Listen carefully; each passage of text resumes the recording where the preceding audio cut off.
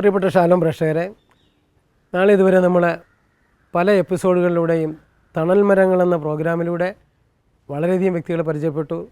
തങ്ങൾക്ക് കിട്ടിയ ദൈവാനുഭവത്തെ സഹോദരനിലേക്ക് അല്ലെങ്കിൽ സഹജീവികളിലേക്ക് എപ്രകാരം പകർത്തിയെന്ന് നമ്മൾ കണ്ടു.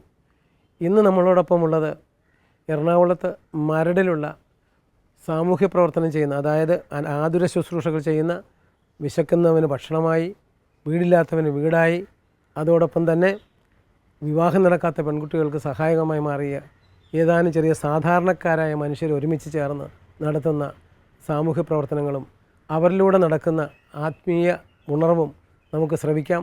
അതിനായിട്ട് നിങ്ങളെല്ലാവരെയും തണൽ മരങ്ങൾ എന്ന ഈ പ്രോഗ്രാമിലേക്ക് സ്വാഗതം ചെയ്യുന്നു.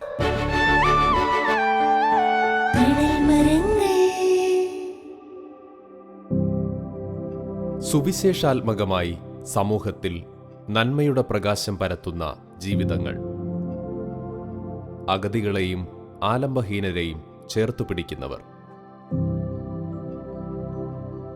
ഇത് എറണാകുളത്ത് മരടിലൊത്തുചേരുന്ന യൂദാ തദേവൂസ് ചാരിറ്റബിൾ ട്രസ്റ്റ്.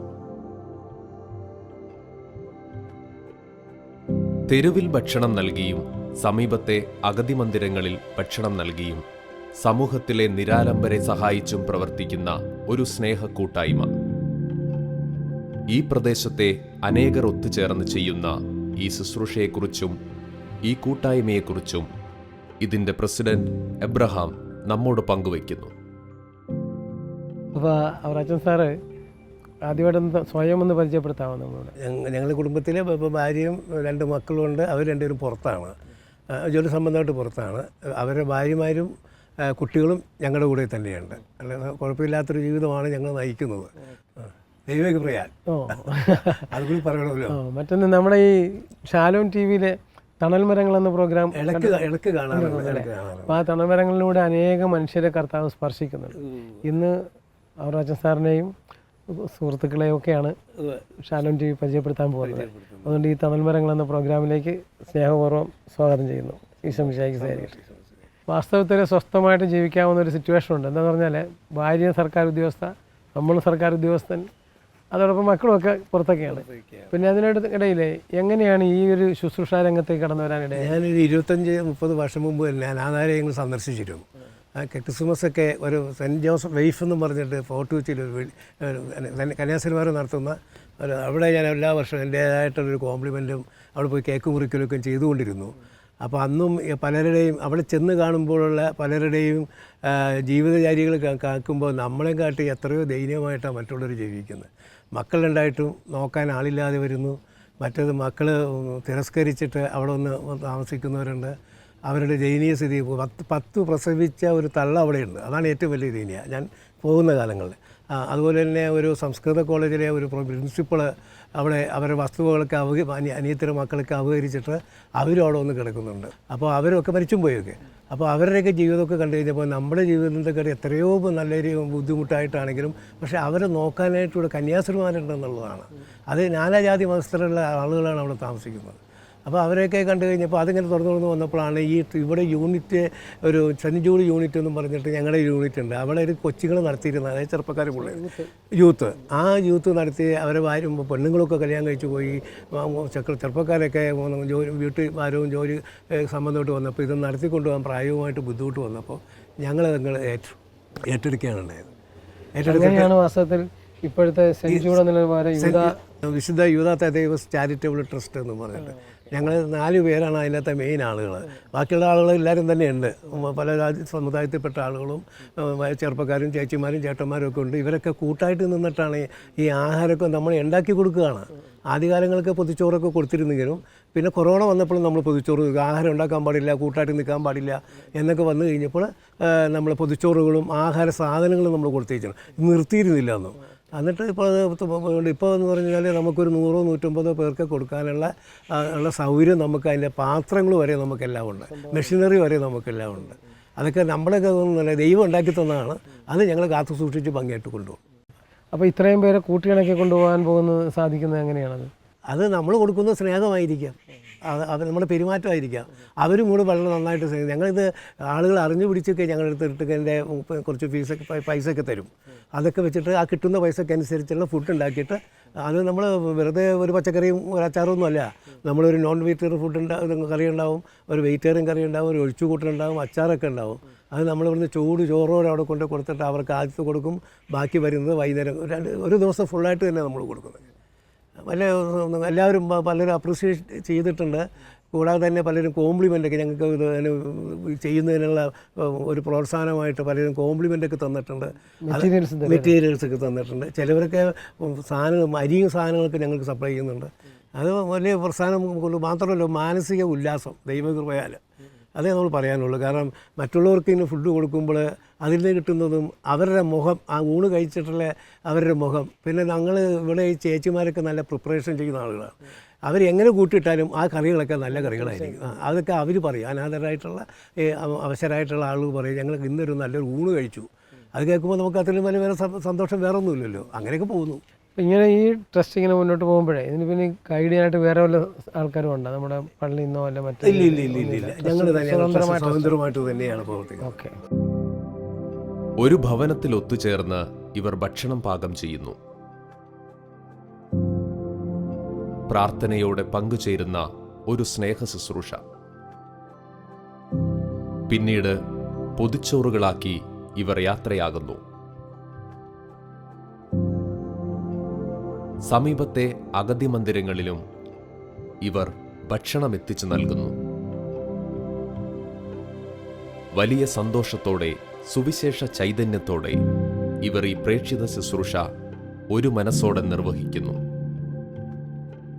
ഇങ്ങനെയുള്ള ശുശ്രൂഷ ചെയ്യുന്നതിനിടയിലെ ഹൃദയസ്പർശിയായിട്ടുള്ള ഏതെങ്കിലും സംഭവങ്ങളോ ഏതെങ്കിലും വ്യക്തികളെ മനസ്സിൽ ഓർമ്മ വരുന്നുണ്ടെങ്കിൽ ഒന്ന് പങ്കുവയ്ക്കാമോ? അത് പറയണമെന്നുണ്ടെങ്കിൽ ഞാൻ ഫോർട്ട് കൊച്ചി ഒരു അനാഥാലയമുണ്ട്, സിസ്റ്റർ ഫബിയോള നടത്തുന്നു, ഇറ്റലിക്കാരിത്തിയാണ്.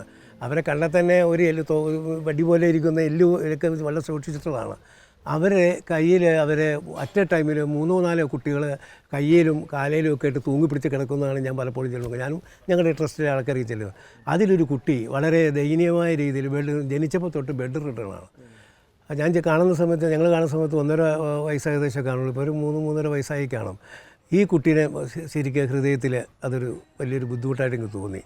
അതിനെന്തെങ്കിലും സഹായിക്കണം എന്നൊക്കെ തോന്നിയിട്ട് ഞങ്ങളാ ചെയ്യാവുന്ന കാര്യങ്ങൾ ട്രസ്റ്റ് വഴിയായിട്ടും ഞങ്ങൾ പേഴ്സണലായിട്ടൊക്കെ അത് കുട്ടികൾക്ക് വേണ്ടുള്ള കോംപ്ലിമെൻറ്റും കാര്യങ്ങൾക്ക് ഞങ്ങൾ എത്തിച്ചു കൊടുത്തിട്ടുണ്ട്. പിന്നെ ഒരു സംഭവം പറയാനുള്ളതെന്ന് പറഞ്ഞാൽ, ഭാര്യ എൻ്റെ കൂടെ സർവീസ് ഇരുന്നതിനാണ്. അപ്പോൾ അവർ എഞ്ചിനീയർ തന്നെയായിരുന്നു. അവരെ എന്തെങ്കിലുമൊക്കെ അനാഥാലയത്തിൽ ഇഷ്യൂ ചെയ്ത് കൊടുക്കണം എന്നിങ്ങനെ പറഞ്ഞ് കഴിഞ്ഞപ്പോൾ അവർ മടിയായിരുന്നു ഭർത്താവിന്, അങ്ങനെയൊന്നും കൊടുക്കേണ്ട കാര്യമില്ലെന്ന്. അവസാനം അവർ രണ്ടുപേരും കൂടി വന്നിട്ട് നിങ്ങളുടെ പ്രസ്ഥാനത്തിൽ ഞങ്ങൾ വന്ന് സഹായിക്കാമെന്നൊക്കെ പറഞ്ഞിട്ട് അവരെല്ലാ മാസവും കൃത്യമായിട്ട് ഞങ്ങൾക്ക് കുറച്ച് സാമ്പത്തികമായിട്ട് തരുന്നുണ്ട്. അതൊക്കെ കളക്ട് ചെയ്തിട്ടാണ് ഞങ്ങൾക്ക് എങ്ങനെ വന്നാൽ ഒരു മാസം ഒരു 10,000 രൂപ 15,000 രൂപ ഇപ്പോൾ വരും ചിലവ്. ആ ചിലവുള്ള പൈസ ഞങ്ങൾക്ക് കിട്ടും. അത് കൃത്യമായിട്ട് ഞങ്ങൾ ചിലവാക്കി അക്കൗണ്ട് എല്ലാ മാസവും ഞങ്ങൾ സൂക്ഷിച്ചു വെക്കുന്നു. ഈ 2 സംഭവങ്ങൾ വളരെ സ്പർശിച്ചു. യഥാർത്ഥം പറഞ്ഞാൽ നിങ്ങൾ 2 പേരും ഉദ്യോഗസ്ഥന്മാർ മറ്റേ ഉദ്യോഗസ്ഥരെ കൂടി ഇപ്പോൾ ഈ ചാരിറ്റി വർക്കിലേക്ക് കൊണ്ടുവരാൻ നമുക്ക് സാധിച്ചു. ഉദ്യോഗസ്ഥന്മാർ 1-2 പേരല്ല, ഒരു 6-7 കുടുംബക്കാരുണ്ട്. അതെ, കൊച്ചിൻപോട്ടിൽ നിന്ന് റിട്ടയർ ചെയ്തവരുണ്ട്, ബാങ്കിൽ നിന്ന് റിട്ടയർ ചെയ്തവരുണ്ട്. അവരൊക്കെ നമുക്ക് തരികയാണ്. അവിടെ ചെന്നാൽ മതി, അവരത് തന്നിരിക്കും. ഞാൻ ഒരു 42 വർഷമായിട്ട് ഇത് വിൻസെൻ്റ് പോൾ സൊസൈറ്റി പ്രവർത്തിക്കുന്ന ആളാണ്. ഞാൻ പലപ്പോഴും നമുക്ക് ഈ ഉദ്യോഗസ്ഥന്മാരെ സമീപിക്കുമ്പോഴാണ് ഈ പാവങ്ങളെ സഹായിക്കാൻ പൈസ തരാൻ മടി കാണിക്കുന്നത്. അതെ, പൊതുവെ മടിയുള്ളവരാണ്. പിന്നെ ഞങ്ങളൊക്കെ പെരുമാറ്റമൊക്കെ കൊണ്ടുപോകണമെന്ന് ഞങ്ങൾ പിന്നെ മാത്രമല്ല ഇത് ദൈവത്തിൻ്റെ ഒരു കൃപയുണ്ട് അതിനകത്ത്. അപ്പോൾ അവർക്ക് തോന്നും ഞങ്ങൾക്ക് തരാനായിട്ട്. അവിടെ വന്ന് ആഹാരം പാകം ചെയ്യുന്നവർക്ക് കാണാൻ വരും. എന്നിട്ട് അവർ പറ്റുമെങ്കിൽ കുറച്ച് തേങ്ങ ചിരണ്ടുകയോ പച്ചക്കറി അരിയോ ഒക്കെ ചെയ്യും. അങ്ങനെ ചെന്ന് സഹായിച്ച് തരുന്നുണ്ട്. അപ്പോൾ തീർച്ചയായിട്ടും ഈ നിങ്ങളുടെ സംരംഭം ദൈവത്തിൻ്റെ പ്രത്യേകമായ ഇടപെടൽ തന്നെ. വിധാത ദേവസിൻ്റെ പ്രത്യേക മധ്യസ്ഥത അദ്ദേഹം എപ്പോഴും ഒരു അനുകമ്പയുണ്ടായിരുന്ന വിശുദ്ധൻ തന്നെയാണ്. തന്നെ എല്ലാ അസാധ്യ കാര്യങ്ങളും മധ്യസ്ഥമാണ്. അപ്പോൾ ആ അദ്ദേഹത്തിൻ്റെ മധ്യസ്ഥതയിൽ നിങ്ങൾക്ക് സഹായകമാണെന്ന് എനിക്ക് തോന്നുന്നു. തീർച്ചയായിട്ടും ഞങ്ങൾ എല്ലാ വർഷവും അദ്ദേഹത്തിൻ്റെ വാർഷികം ഞങ്ങൾ ആഘോഷിക്കും. അത് ഇച്ചിരി വിപുലമായ രീതിയിലാണ്. ഈ ഞങ്ങളെ സഹായിക്കുന്നവരും ഞങ്ങൾ സഹായിക്കുന്നവരെ ആളുകളൊക്കെ ഞങ്ങൾ വിളിച്ചിട്ട് 10-200 ചില്ലാനം ആളുകൾ വന്നിട്ട് അവർക്ക് ഉച്ചക്ക് രാത്രി നടത്തണം. അതിൻ്റെ ചെറിയ ആഹാരത്തിൻ്റെ പങ്കൊക്കെ പറ്റിയിട്ട് വളരെ സന്തോഷമായിട്ടാണ് പോകുന്നത്.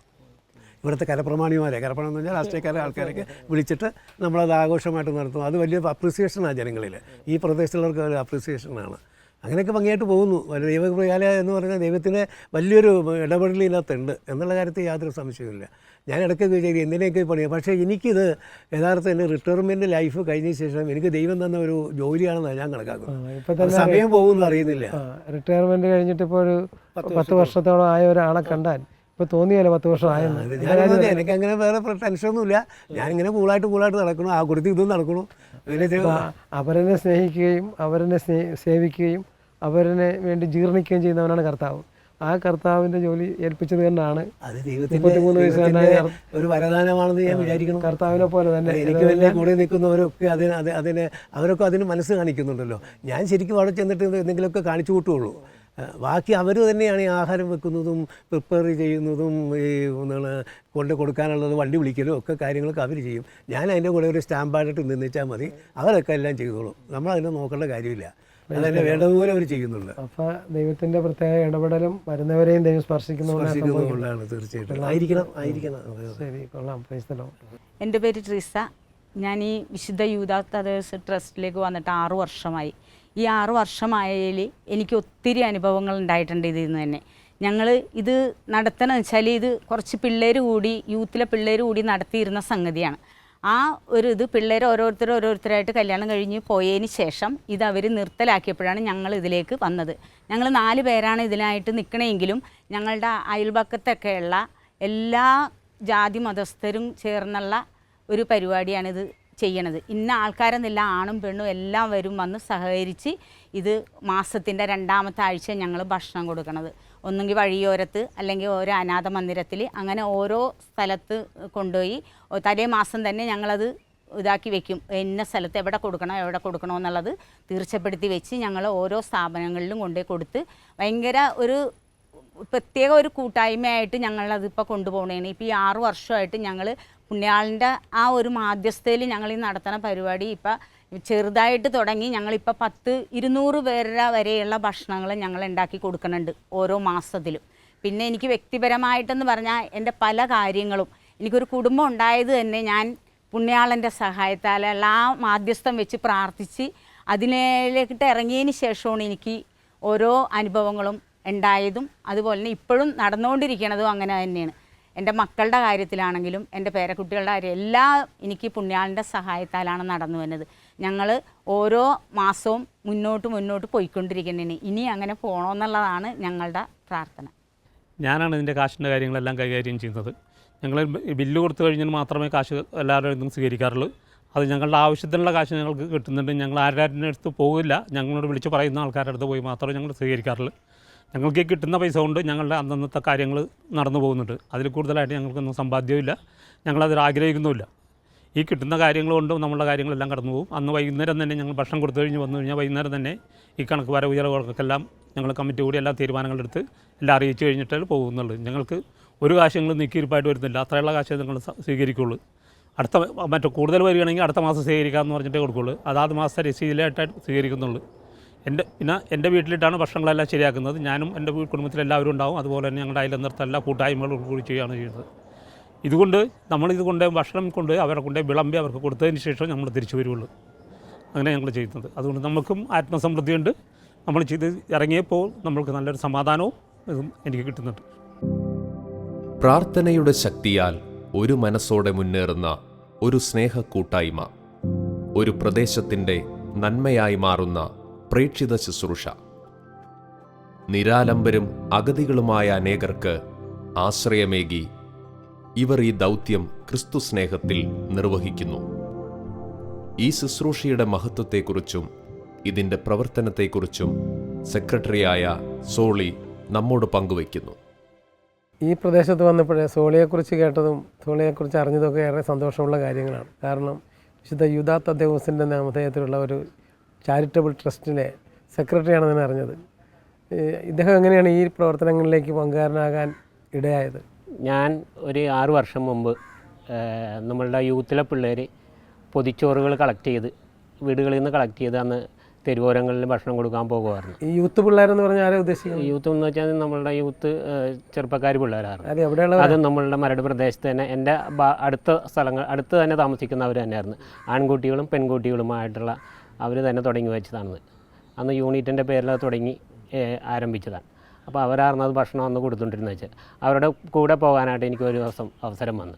അന്ന് ഈ പൊതി നമ്മളെ കൊടുത്ത് വാങ്ങിച്ച് കഴിച്ച ആൾ അത് ദൈവത്തിലേക്ക് ഉയർത്തി പ്രാർത്ഥിച്ചു കഴിഞ്ഞപ്പോൾ നമ്മൾ തന്നെ അതിശയിച്ചു പോയി.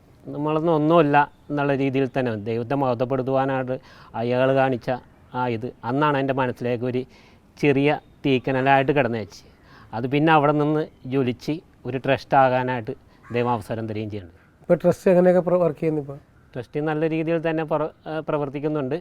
അതുകൂടാതെ ട്രസ്റ്റിൻ്റെ ഭക്ഷണം കൊടുക്കുന്നതിൻ്റെ തലേദിവസം പച്ചക്കറികളും സാധനങ്ങളും എല്ലാം അടുപ്പിക്കുന്ന പ്രക്രിയ തുടങ്ങും. അത് അന്ന് 7 മണിയാകുമ്പോൾ സൺഡേ 7 മണിയാകുമ്പോൾ നമ്മൾ പരിപാടികൾ ആരംഭിക്കും. രാവിലെ പച്ചക്കറി ഒരാൾ അരിയും, ഒരാൾ സവാള അരിയും, ഒരാൾ ഉള്ളി പൊളിക്കും, ഒരാൾ വെളുത്തുള്ളി ചതക്കും, ഒരാൾ ഇറച്ചി കഴുകും. അങ്ങനെ ഓരോരോ കാര്യങ്ങൾ ഓരോരുത്തരായിട്ട് വന്ന് എല്ലാ നാനാജാതി മതസ്ഥരും വന്ന് ചെയ്യുന്ന പ്രവൃത്തി. ആ ഒരു പ്രവൃത്തി കാണുമ്പോൾ തന്നെ നമ്മളുടെ ഇത് ശരിക്ക് മനസ്സലിഞ്ഞു പോകും. എന്ന് വെച്ച് കഴിഞ്ഞാൽ കുറേ നല്ല മനസ്സുള്ളവർ ഇതിനകത്ത് വരാനായിട്ടും വരാൻ കാണിക്കുന്ന പ്രയത്നങ്ങളും ഒരുപാട് ആൾക്കാർ വന്ന് സഹകരിക്കുന്നുണ്ട്.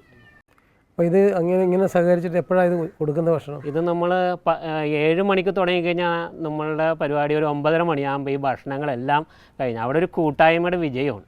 കൂട്ടായ്മ, നല്ല സഹകരണം, നല്ല സന്തോഷം പങ്കുവയ്ക്കൽ, ജന്മദിനാഘോഷങ്ങൾ അവിടെ എല്ലാം പങ്കുവെച്ച് അവിടെ നിന്ന് നമ്മളെല്ലാം പിരിയുമ്പോൾ എങ്ങനെ ഒരു 11 മണിക്ക് മുമ്പ് തന്നെ നമ്മൾ ഭക്ഷണം കൊണ്ടാകാൻ 12 മണിക്ക് നമ്മൾ കൊണ്ട് ഭക്ഷണം കൊടുക്കാറുണ്ട്. അവിടെ പൊതികളല്ല, നമ്മൾ ഒരു 60 പേര്, 100 പേര്, 200 പേര് വരെയും ഭക്ഷണം നമ്മൾ ശരിയാക്കി കൊടുത്തിട്ടുണ്ട്. അപ്പോൾ ഓരോ അനാഥാലയങ്ങളിലേക്ക് നമ്മൾ ഉള്ള അനുസരിച്ചിട്ടുള്ള ഭക്ഷണമാണ് നമ്മൾ തയ്യാർ ചെയ്ത് കൊടുക്കുന്നത്. അവർക്ക് ബീഫ് കറി വേണമെങ്കിൽ ബീഫ് കറി, മീൻ കറി വേണമെങ്കിൽ മീൻ കറി, പച്ചക്കറി വേണമെങ്കിൽ പച്ചക്കറി, ഏതാണ് അവരുടെ സജഷൻ അതനുസരിച്ച് നമ്മൾ ചെയ്യാറുണ്ട്. അപ്പോൾ ഈ വഴിയോരത്തുള്ളവർക്കും കൊടുക്കും? വഴിയോരത്തുള്ളവർക്കും കൊടുക്കാറുണ്ട്. വേനൽക്കാലം ആകുമ്പോൾ നമ്മൾ വഴിയോരത്ത് വെള്ളവും അവർക്ക് വേണ്ട ഭക്ഷണവും നമ്മൾ കൊടുക്കാറുണ്ട്. വഴിയോരത്ത് നമ്മളൊരു 100 പേർക്ക് 2 വണ്ടികളായി പോയി നമ്മൾ 50 പൊതികളായി 100 പേർക്ക് നമ്മൾ ഭക്ഷണം കൊടുക്കാറുണ്ട്. ഇടയ്ക്ക് വേനൽക്കാലത്താണ് അത് കൂടുതൽ ചെയ്യുന്നത്. ദാഹജലവും വെള്ളവും കൂടി നമ്മൾ കൊടുക്കുമായിരുന്നു, ഭക്ഷണവും കൂടി. പിന്നെ കൊറോണ കാലത്ത് നമ്മൾ ചെയ്യാൻ പറ്റുന്നതിൻ്റെ അങ്ങേയപ്പുറം നമ്മൾ ചെയ്ത് ഓരോ സ്ഥലങ്ങളിലേക്ക് എത്തിക്കാൻ, ഭക്ഷണ വസ്തുക്കൾ എത്തിക്കാനും, അതുപോലെ തന്നെ വിവാഹം നടക്കാനായിട്ടുള്ള പെങ്കൊച്ചിന് അലമാരിയിൽ വെച്ച് വിടാനായിട്ടുള്ള സാധനങ്ങളും എല്ലാം നമ്മൾ കൊടുക്കാൻ വന്നിട്ടുണ്ട്. പിന്നെ ഈ അനാഥാലയങ്ങളിൽ താമസിക്കുന്നവർക്ക് ബേസ് ബോർഡ് പെട്ടിയിലായിരുന്നു അവരുടെ ഡ്രസ്സുകളെല്ലാം മടക്കി വെച്ചിരുന്നത്. അതൊക്കെ ഒരു ദയനീയമാണ്. ശരിക്കും പറഞ്ഞാൽ നമ്മളൊക്കെ അത് അനുഭവിച്ച് കാണണ്ട. അവിടെ ചെന്ന് കഴിയുമ്പോൾ ബേസ് ബോർഡ് പെട്ടികൾ, ഓരോരോ പെട്ടികൾ അവരുടെ തുണികൾ വെച്ചിരിക്കുന്നതായിരുന്നു. അപ്പം നമ്മളോട് ആവശ്യപ്പെട്ട് ഒരു അലമാരി വാങ്ങിച്ച് തരാമോ മോനെ എന്ന് ചോദിച്ചപ്പോൾ തന്നെ നമ്മൾ പിറ്റത്തെ മാസം തന്നെ അലമാരി കൊണ്ട് കൊടുക്കാനായിട്ട് ദൈവം നമ്മളെ സൃഷ്ടിക്കുക ചെയ്ത്. ദൈവത്തിന് അസാധ്യമായിട്ടൊന്നുമില്ലല്ലോ. അത് ദൈവത്തിന് വേണ്ടി നമുക്ക് കിട്ടിയേക്കുന്ന ചെറിയ ജീവിതം അത് ദൈവത്തിന് വേണ്ടി മാത്രം ഒഴിഞ്ഞു നോക്കാനായിട്ടുള്ള. അപ്പോൾ ഒരു മേസ്ത്രി ആയിരിക്കുന്ന സഹോദരനെ ഇതിനുള്ള സാമ്പത്തിക സ്രോതസ്സൊക്കെ എങ്ങനെ കണ്ടെത്തും? സാമ്പത്തിക സ്രോതസ്സ് എന്ന് വെച്ചാൽ നമ്മൾ ഓരോരുത്തരും നമ്മൾ 1-2 ടീം വിളിക്കാറുണ്ട്. അവരുടെ അടുത്ത് നിന്ന് കുറച്ച് പേരുടെ അടുത്ത് നിന്ന് കളക്ഷൻ ചെയ്യും. പിന്നെ എല്ലാവരും കൂടി സഹകരിച്ച് അന്നത്തെ ആ ഭക്ഷണത്തിൻ്റെ ഇത് നമുക്ക് എങ്ങനെയാണെങ്കിലും കിട്ടാറുണ്ട്. അതിനപ്പുറത്തേക്ക് നമുക്ക് ഇറച്ചിയാണെങ്കിലും ഓരോരുത്തർ ചില സമയങ്ങളിൽ നമുക്ക് ഞാൻ ആ ഇറച്ചിയുടെ പൈസ തന്നേക്കാം. അരി നമുക്ക് ഒരാൾ സ്ഥിരം തരികയാണ്. എല്ലാ മാസവും എത്ര കിലോ അരി നമുക്ക് വേണം എന്ന് പറഞ്ഞാൽ ആ അരി തരാനായിട്ട് തയ്യാറായിട്ടുള്ള മനസ്സുള്ളവരുണ്ട്. നമ്മൾ ഒരു നിന്ന് കൊടുത്താൽ മതി. അവർക്ക് ചെയ്യാനായിട്ട് അവർക്ക് പറ്റുന്നില്ല, നിങ്ങൾ ചെയ്യുന്നുണ്ടല്ലോ എന്നുള്ള അതാണ് നമ്മളുടെ അടുത്തേക്ക് വരുന്നത്. വാസ്തവത്തിൽ ഇങ്ങനെയുള്ള പ്രവർത്തനങ്ങൾ ജനങ്ങളുടെ ഹൃദയത്തിലുണ്ട് ഈ സംഗതി നടക്കണമെന്നുള്ളത്. അതിന് സമയമില്ലാത്തവർ നിങ്ങളെ മറ്റ് വസ്തുക്കൾ തന്നുകൊണ്ട് നിങ്ങളോട് സഹകരിക്കുന്നു അല്ലേ? ആ രീതിയിലാണ് നിങ്ങൾ മുന്നോട്ട് പോകുന്നത്. ഈ സെൻറ്റ് ജൂഡ് ട്രസ്റ്റിൻ്റെ ഭക്ഷണം കൊടുക്കുന്ന 6 വർഷം മുമ്പ് അവരുടെ കൂടെ എന്നെ ക്ഷണിക്കുകയും ഭക്ഷണം കൊണ്ടേ കൊടുക്കാൻ, തെരുവിലുള്ള മക്കൾക്ക് കൊടുക്കാനായിട്ട് ഞങ്ങൾ അവരുടെ കൂടെ സോളി എന്നോട് പറയുകയും, സോളിയും മറ്റേ എബ്രഹാം സാറും ബോബനും റിത്ത ചേച്ചിയും മറ്റുള്ള എല്ലാവരും കൂടി ഒരുമിച്ച് എന്നെ ക്ഷണിക്കുകയും ഞാൻ അവരുടെ ഗ്രൂപ്പിൽ വന്ന് എന്തൊക്കെയാണ് ഭക്ഷണം കൊണ്ട് എല്ലാവർക്കും കൊടുക്കാനായിട്ട് വണ്ടിയായിട്ട് പോവുകയും എല്ലാ സ്ഥലങ്ങളിലും പോയി കൊടുത്തിട്ടുണ്ടായിരുന്നു. ഇപ്പോൾ അത് ഒരേ അമ്മമാർ, പ്രായമായ അമ്മമാരും കൊച്ചുകുട്ടികളും കിടക്കുന്ന അനാഥാലയത്തിൽ കൊണ്ടുപോയി ഭക്ഷണം ഞങ്ങൾ എത്തിച്ചു കൊടുക്കുന്ന എല്ലാ മാസവും കൂടെ അവരുടെ കൂടെ പോകാറുണ്ട്. അങ്ങനെ ദൈവ മഹത്വത്തിന് വേണ്ടിയിട്ട് ഞങ്ങളെല്ലാവരും ഒരുമിച്ച് ഒരു കൂട്ടായ്മയായിട്ട് പ്രവർത്തിക്കുന്നു. ദൈവത്തിന് എപ്പോഴും നന്ദി പറയുന്നു. സമൂഹത്തിൽ നന്മയുടെ പ്രകാശം വിതറുന്ന ഇത്തരം കൂട്ടായ്മകൾ ഒരു നാടിൻ്റെ തന്നെ ഹൃദയത്തുടിപ്പാകുന്നു. പാവങ്ങളോട് പക്ഷം ചേരുവാനുള്ള ക്രിസ്തുവിൻ്റെ സുവിശേഷ ദൗത്യം ഇവരുടെ ജീവിതം കൊണ്ട് നിർവഹിക്കുന്നു. ഭക്ഷണ ശുശ്രൂഷയും മറ്റ് ജീവകാരുണ്യ പ്രവർത്തനങ്ങളും വഴി ഇവർ ഈ നാട്ടിൽ സുവിശേഷത്തിൻ്റെ ചൈതന്യം വിതറുന്നു. അപ്പോൾ ഇങ്ങനെ പോകുന്ന കൂട്ടത്തിൽ ഇദ്ദേഹത്തെ സ്പർശിച്ചിട്ടുള്ള 1-2 സംഭവങ്ങൾ പറയാമോ? പിന്നെ തീർച്ചയായിട്ടും സ്പർശിച്ചിട്ടുള്ള സംഭവങ്ങളുണ്ട്. ഈ ഭക്ഷണം വാങ്ങിച്ച് അവർ കഴിക്കുന്ന ആ ഒരു സീൻ, ആക്രാന്ത വിശപ്പ് എന്ന മനുഷ്യൻ്റെ വികാരം എന്ന് പറഞ്ഞ പോലെ കഴിക്കുന്ന ഈ തെരുവോരത്ത് ഒരു ഭക്ഷണം കൊടുത്ത് നമ്മളുടെ മെട്രോ സ്റ്റേഷൻ്റെ അടിയിൽ കിടക്കണമായിരുന്നു, മെട്രോ സ്റ്റേഷൻ്റെ തൂണിൻ്റെ അടിയിൽ ഒരാൾ കിടക്കണമായിരുന്നു. നമ്മൾ കൊണ്ട് ഭക്ഷണം കൊടുത്തപ്പോൾ പെട്ടെന്ന് അത് വാങ്ങിച്ച് കഴിച്ചിട്ട് വാരി തിന്നു ആ വെള്ളം കൂടി കുടിച്ചപ്പോൾ നമ്മുടെ മനസ്സ് ഒക്കെ ആകെ ഒരു ഇതായിപ്പോയി. അന്ന് നമുക്കവിടെ കണ്ട് നിൽക്കാൻ പറ്റാത്ത ഒരു സാഹചര്യം ആയിപ്പോൾ. അത്രയും വിശപ്പ് കഴിക്കുന്ന ആൾക്കാർ നമ്മുടെ ഇടയിലുണ്ട്, ഇപ്പോഴും ഉണ്ട്. പക്ഷെ അത് പലരും ശ്രദ്ധിക്കപ്പെടുന്നില്ലെന്നാണ്. പിന്നെ വേറെ മറ്റേതെങ്കിലും സംഭവങ്ങൾ? പിന്നെ വലിയ വീടുകളിൽ കഴിയുന്നവർ അനാഥാലയങ്ങളിലേക്ക് വന്ന് താമസിക്കുമ്പോൾ അവർ പ്രവടിയിൽ ജീവിച്ച ആൾക്കാർ, പല ജാതികളിലെ ആൾക്കാരാണല്ലോ ഇപ്പോൾ അനാഥാലയങ്ങളിൽ താമസിക്കുന്നത്. അവർ അന്നത്തെ കാലത്ത് ഒരുപാട് സ്വർണ്ണാഭരണങ്ങളൊക്കെ ഇട്ട് നടന്നെന്ന് വെച്ചാൽ ആൾക്കാരായിരുന്നു. ലാസ്റ്റ് ഇവിടെ വന്നപ്പോൾ ഒന്നുമില്ലായ്മ വന്നപ്പോൾ അവരുടെ മനസ്സ് അപ്പോൾ നമ്മളോട് പറഞ്ഞ് എനിക്ക് കുറച്ച് ആഭരണങ്ങൾ വാങ്ങിച്ചു തരാമോ എന്ന് വെച്ചപ്പോൾ നമുക്ക് കൊടുക്കാനായിട്ട് സ്വർണ്ണമില്ലാഞ്ഞുകൊണ്ട് നമ്മൾ റോൾഡിനെ വാങ്ങിച്ചു കൊടുത്തത്. അതുകൊണ്ട് കൊടുത്തപ്പോൾ അവരുടെ ആ സന്തോഷം അതൊക്കെ ഭയങ്കര ഇത് തന്നെ. അല്ല, ഇതിൽ ഈ ഇതുപോലുള്ള അനാഥാലയങ്ങളിൽ ചെല്ലുമ്പോൾ മക്കളാൽ തിരസ്കരിക്കപ്പെട്ടവരോ അല്ലെങ്കിൽ മക്കൾ തിരിച്ച് അന്വേഷിക്കാത്തവരോ ഒക്കെ കണ്ടിട്ടുണ്ട്. മകനെ എന്നും പറഞ്ഞ് കെട്ടിപ്പിടിക്കാറുണ്ട്. നമ്മൾ മകനെ, എൻ്റെ മകളെ എന്നും പറഞ്ഞ് കെട്ടിപ്പിടിക്കാറുണ്ട്. അവരുടെ ഒരു പ്രാർത്ഥന, അതുകൊണ്ട് ഒരുപാട് ഗുണങ്ങൾ നമ്മളുടെ ജീവിതത്തിൽ തന്നെ ഒരുപാട് ഗുണങ്ങൾ നമുക്കുണ്ട്. അല്ല, ഞാൻ ചോദിച്ചത് ഈ ചിലപ്പോൾ ചില സ്ഥലങ്ങളിലൊക്കെ ചെല്ലുമ്പോൾ കേട്ടിട്ടുണ്ട് ഇവർ വേണ്ട, മക്കൾക്ക് വേണ്ട, പക്ഷെ മക്കൾ ജീവിക്കാൻ വശമുള്ളവരാണ്. അങ്ങനെ അതിൻ്റെ പേരിൽ വേദനിക്കുന്ന അമ്മച്ചിമാരെ കണ്ടിട്ടുണ്ട്, അപ്പച്ചന്മാരെ കണ്ടിട്ടുണ്ട്. മക്കൾ തിരിഞ്ഞു നോക്കാറില്ല, ഞങ്ങൾ അന്വേഷിക്കാറില്ല, നിങ്ങൾ വരാറില്ല എന്നുള്ളൊക്കെ അവർ നമ്മളോട് പറയാറുണ്ട്. മക്കൾ നോക്കാത്തവർ ഉണ്ടല്ലേ? അവർ ജീവിക്കാൻ വശമുള്ളവരായിരിക്കും. അപ്പോൾ നിങ്ങൾ ഇത് മാത്രമേ ഉള്ളൂ, ഇങ്ങനെ പൊതിച്ചോറ് കൊണ്ട് കൊടുക്കുക? ഭക്ഷണം ഉണ്ടാക്കി നമ്മൾ കൊടുക്കണം. നമ്മൾ സ്വന്തമായിട്ട് ഭക്ഷണം നമ്മളുടെ വീട് ഞങ്ങളെല്ലാവരും കൂടി ഒരുമിച്ച് യുദാസിലയുടെ നാമധേയത്തിൽ നമ്മളെല്ലാവരും കൂടി ഒരുമിച്ച് കൊടുക്കുന്നതാണ്. എല്ലാവരും കൂടി സ്വന്തമായിട്ടുണ്ടാക്കി ചെയ്യുന്നതാണ്. അപ്പോൾ ഇദ്ദേഹം ഇത് പറഞ്ഞില്ലേ, കുടുംബത്തിലെ അംഗങ്ങൾ എങ്ങനെ സഹകരിക്കുന്നു ഇതിനോടൊക്കെ? എങ്ങനെയാണ് ഇദ്ദേഹത്തിന് ഇങ്ങനെ ഒരു മേസ്ത്രി ആയിരിക്കുന്ന അദ്ദേഹം ശനിയാഴ്ച വരെ പണിയും കഴിഞ്ഞിട്ട് രാവിലെ ഇങ്ങോട്ട് പോകുന്ന കഴിഞ്ഞാൽ പിന്നെ ഞായറാഴ്ച വൈകുന്നേരം വീട്ടിൽ ചെല്ലത്തുള്ളൂ. വീട്ടിലെ അംഗങ്ങളുടെ സഹകരണം നന്നായിട്ടുണ്ട്? നല്ലോണം സഹകരണം. മോനും മോളും എങ്ങനെയൊക്കെയാണ് നമ്മൾ സഹകരിക്കുന്നത്? അവർ വൈഫ് ഇതിനകത്ത് സഹകരിക്കാറുണ്ട്. നമ്മളോട് ഇതിനു വേണ്ടി എന്ത് വേണമെങ്കിലും പൊയ്ക്കോ എന്നാണ് പറഞ്ഞേക്കുന്നത്. നല്ലൊരു പ്രവൃത്തിക്ക് വേണ്ടി മക്കൾ ചെയ്യുന്നതുകൊണ്ട് മക്കൾ പൊയ്ക്കോ, എന്ത് വേണമെങ്കിലും ചെയ്തോ എന്നാണ് പറഞ്ഞേക്കുന്നത്. ഇനി നിങ്ങളുടെ ഈ പ്രവർത്തനങ്ങൾ ഇപ്പോൾ നിങ്ങൾ ഒന്നിച്ചു പോകുമെന്ന് പറഞ്ഞില്ലേ, ഈ ഒരു 10-30 പേരെ ഒന്നിച്ച് കൂട്ടി നിർത്തുക എന്നുള്ളത് ഇത്തിരി ബുദ്ധിമുട്ടുള്ള കാര്യമാണ്. നിങ്ങൾ ഇപ്പോൾ ഈ 6 വർഷമായിട്ടും കൂട്ടായ്മ വളരെ ബലവത്താണെന്ന് പറഞ്ഞു. അതിന് നിങ്ങളെ സഹായിക്കുന്ന ഘടകങ്ങൾ എന്തൊക്കെയാണെന്ന് പറയാമോ? നമ്മൾ ദൈവനാമത്തിൽ ഒരു ഗ്ലാസ് വെള്ളം കൊടുത്താൽ പോലും അത് ദൈവത്തെ മഹത്വപ്പെടുത്തുകയാണ് ചെയ്യാറുള്ളത്. യേശുവിന് വേണ്ടി എന്ത് പ്രവൃത്തി ചെയ്താലും അത് നല്ല പ്രവൃത്തിയായിട്ടാണ് നമ്മൾ അനുഭവിച്ചു പോകുന്നത്. അപ്പോൾ സോളി ഇപ്രാവശ്യം പറഞ്ഞത് ഭക്ഷണം കൊടുക്കുന്ന കാര്യം പറഞ്ഞു, ഭവനം പണിത് കൊടുത്ത കാര്യം പറഞ്ഞു, കല്യാണ കാര്യങ്ങളൊക്കെ പറഞ്ഞു.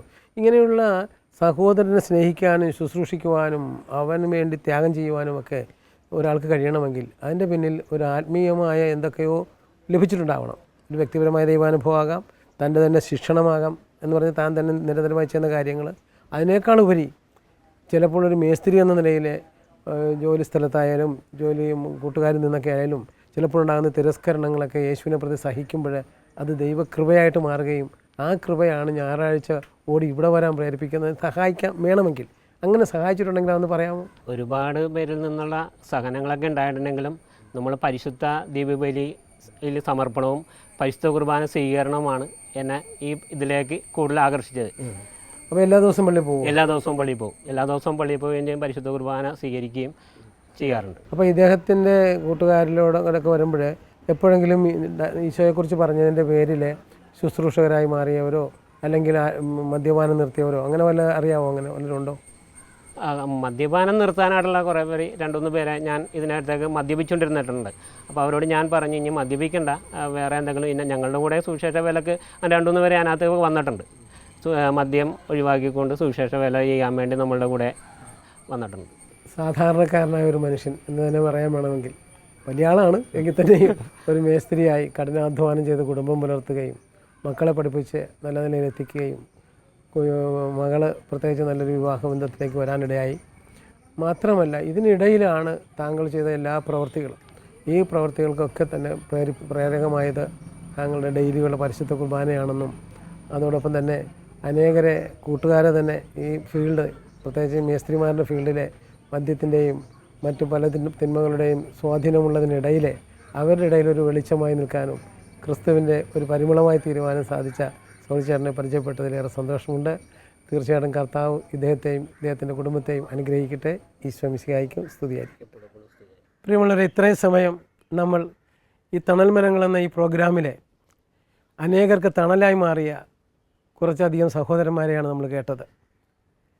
ചിലർ ഒരു മേസ്ത്രിയായിട്ട് ജീവിക്കുന്നവർ, ചിലർ സർക്കാർ ഉദ്യോഗസ്ഥന്മാരായി ഗസറ്റ് റാങ്കിൽ നിന്ന് തന്നെ റിട്ടയർ ആയവർ, ഇവരെല്ലാവരും ഒരു മനസ്സോടെ നിന്ന് ശുശ്രൂഷിക്കുന്നതാണ് നമ്മൾ കേട്ടത്. പ്രിയമുള്ളവരെ, ദൈവത്തിലേക്ക് ഒരു മനുഷ്യൻ തിരിയുമ്പോൾ അവൻ മനുഷ്യരിലേക്ക് വിരിയേണ്ടവനാണ്. കാണപ്പെടുന്ന സഹോദരനെ സ്നേഹിക്കാത്ത ഒരുവനും കാണപ്പെടാത്ത ദൈവത്തെ സ്നേഹിക്കുക സാധ്യമല്ല. ആരെങ്കിലും പറയുകയാണ് ഞാൻ കാണപ്പെടാത്ത ദൈവത്തെ ഉണ്ട് എന്ന് പറയുകയും എന്നാൽ കാണപ്പെടുന്ന സഹോദരനെ സ്നേഹിക്കാതിരിക്കുകയും ചെയ്താൽ അവൻ കള്ളം പറയുന്നുവെന്ന് യോഹന്നാൻ എഴുതിയ 1-ാം ലേഖനത്തിൽ പറയുന്നുണ്ട്. ഇവിടെ തങ്ങളുടെ ജീവിതത്തിലെ തിരക്കിട്ട ജീവിതം, പ്രത്യേകിച്ച് എറണാകുളം പോലുള്ള ഒരു സിറ്റി ലൈഫിൽ പലപ്പോഴും സമയമില്ലാതെ മനുഷ്യർ വിഷമിക്കുമ്പോൾ തങ്ങളുടെ സമയത്തിൻ്റെയും തങ്ങളുടെ സമ്പത്തിൻ്റെയും തങ്ങളുടെ ആരോഗ്യത്തിൻ്റെയും ഒരു ഓഹരി സഹോദരങ്ങൾക്ക് വേണ്ടി മാറ്റിവെക്കുക എന്നത് മാത്രമല്ല, അവരെ തേടിപ്പോയി കണ്ടെത്തി വിശക്കുന്നവൻ ആഹാരം കൊടുക്കാനും ഒക്കെയായിട്ട് ഈ സഹോദരന്മാർ എങ്ങനെയൊക്കെയാണ് അധ്വാനിക്കുന്നതെന്ന് അവരിലൂടെ തന്നെ നമ്മൾ കേട്ടതാണ്. ഇവരുടെ വാക്കുകൾ നമ്മുടെ ജീവിതത്തിലും ഒളിഞ്ഞു കിടക്കുന്ന ദൈവകരുണയുടെ കിരണങ്ങൾ കത്തിജ്വലിക്കുവാനിടയാകട്ടെ.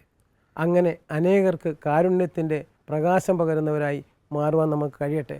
കാരണം ക്രിസ്തു ശിഷ്യനാകുക എന്ന് പറഞ്ഞാൽ അർത്ഥം ചിന്തയിലും വാക്കിലും പ്രവൃത്തിയിലും ശിഷ്യത്വം ജീവിക്കുകയും ആ ജീവിക്കുന്നത് അവരനെ കാട്ടിക്കൊടുക്കുന്നതും പറയുന്നതുമാണ് സുവിശേഷം. അതിലാണ് ശിഷ്യത്വത്തിൻ്റെ മൂല്യമിരിക്കുന്നത്. അങ്ങനെ മൂല്യത നിറഞ്ഞ ശിഷ്യത്വം വലിയ കോലാഹലമില്ലാതെ ശബ്ദമില്ലാതെ പ്രവൃത്തികളിലൂടെ പ്രവർത്തിച്ച കുറേ പേരെ നമ്മൾ പരിചയപ്പെടുകയായിരുന്നു. തീർച്ചയായും ഈ എപ്പിസോഡ് നിങ്ങളെ ഏറെ സ്പർശിച്ച് കാണുമെന്ന് നിങ്ങൾ വിചാരിക്കുന്നു. ഇതിനായി നമുക്ക് ഈ സഹോദരങ്ങൾക്ക് വേണ്ടി പ്രാർത്ഥിക്കാം. തുടർന്ന് മറ്റൊരു എപ്പിസോഡിൽ മറ്റു ചില വ്യക്തികളുമായി നമുക്ക് കണ്ടുമുട്ടാം. എല്ലാവർക്കും ഈശോ മിശിഹായ്ക്ക് സ്തുതിയായിരിക്കട്ടെ.